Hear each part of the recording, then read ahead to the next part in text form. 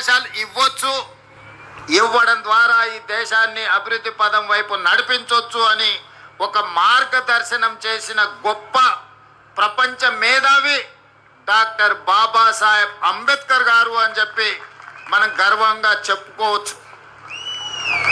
దేశ స్వతంత్ర పోరాటంలో మహాత్మా గాంధీ గారి పాత్ర ఎంత ఉందో, స్వతంత్రం వచ్చిన భారతదేశం ఈనాడు బలమైన దేశంగా ఎదగడానికి కారణం డాక్టర్ బాబాసాహెబ్ అంబేద్కర్ గారు.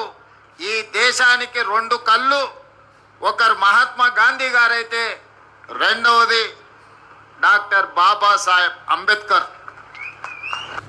విషయం మన దేశమే కాదు, ప్రజాప్రతినిధులు పెద్దలందరికీ ఈ రోజు ప్రపంచమే స్వాగతం పలుకుతుంది అంబేద్కర్ గారి విధానాన్ని, అంబేద్కర్ గారి యొక్క ఆలోచనను.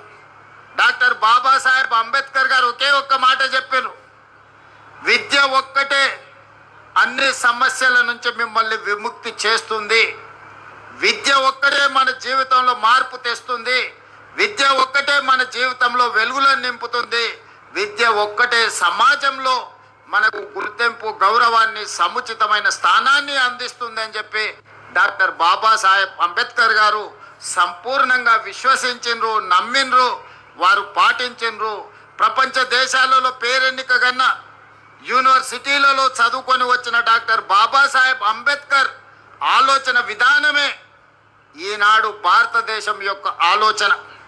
వారి ఆలోచన విధానమే ఈరోజు పల్లె పల్లెల్లో ప్రభుత్వం యొక్క ఆలోచన, ప్రజాపాలన యొక్క విధానము అని చెప్పి నేను